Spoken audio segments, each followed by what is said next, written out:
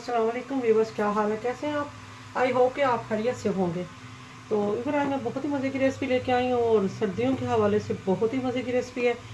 मैं गोश्त बनाने लगी हूँ, बीफ यानी कि बड़ा गोश्त, और साथ में करेले जो हैं वो बनाऊँगी। करेले और गोश्त बनाएंगे हम, जिसके लिए हमने ये तकरीबन 3 छोटे दरमियाने साइज़ के प्याज ले लिए और 5 से 6 मैंने जो है वो हरी मिर्चें ली हैं, लहसुन लिया है तकरीबन 2 टीस्पून मैंने अदरक का पेस्ट लिया है और तकरीबन 2 टीस्पून जो है हरी मिर्चों का मैंने पाउडर लिया है।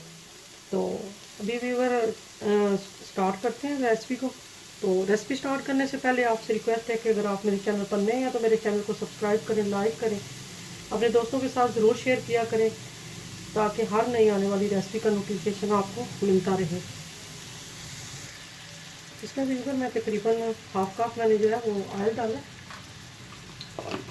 1 किलो मेरे पास बीफ है और 1 किलो ही मेरे पास करेले हैं जो कि मैंने फ्राई करके रखे हैं। मसाले को साथ साथ हिलाते रहेंगे ताकि मसाला हमारा जले।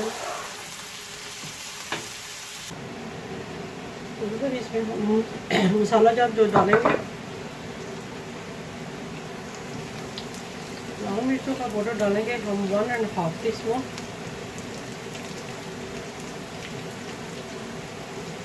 नमक डालेंगे 1 टीस्पून,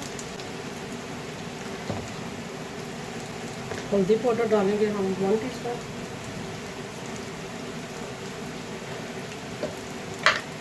धनिया पाउडर डालेंगे हम 1.5 टीस्पून। इससे करेलों का जायका बहुत अच्छा बन जाता है। सारी चीज़ों को अच्छे से मिक्स कर लेंगे।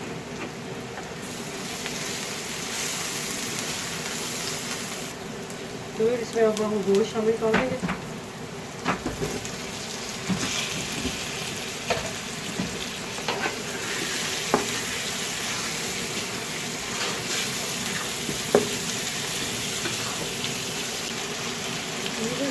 तकरीबन हमने देखिए मसाला भी अच्छे से हमारा जो है वो मिक्स हो गया। अब हम इसे पानी लगाते हैं ताकि हमारा गोश्त जो है अच्छी तरह गल जाए।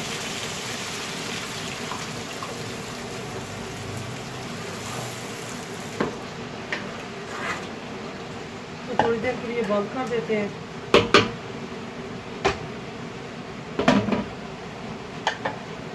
मसाले की वजह से हमारा पानी जो है वो सारा ड्राई हो गया और ऑयल जो है गोश्त में छोड़ना शुरू कर दिया। तो अब हम इसमें जो है ना इस पोजीशन को हम डालेंगे, इसमें टमाटर डालेंगे। 3 अगर टमाटर लिए तो मैंने साइज में।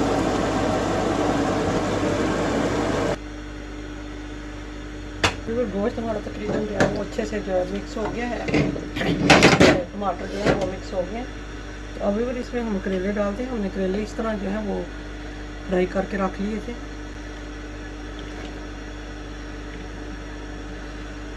इसको मिक्स कर लेते हैं।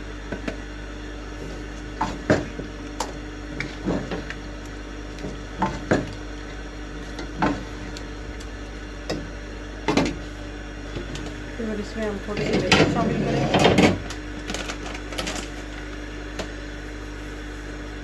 ये तकरीबन 1 टीस्पून धनिया शामिल करेंगे।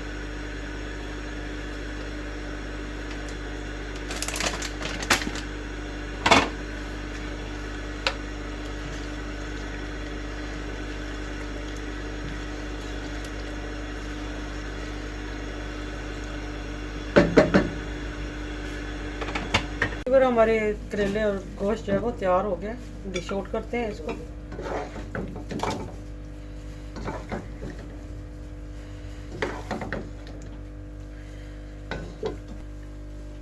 माशाल्लाह हमारे करेले और गोश्त जो है तैयार हो गया। इसको लाइक करें, शेयर करें, अपने दोस्तों के साथ शेयर करें और कमेंट्स करके ज़रूर बताएं कि आपको ये रेसिपी कैसी लगी है।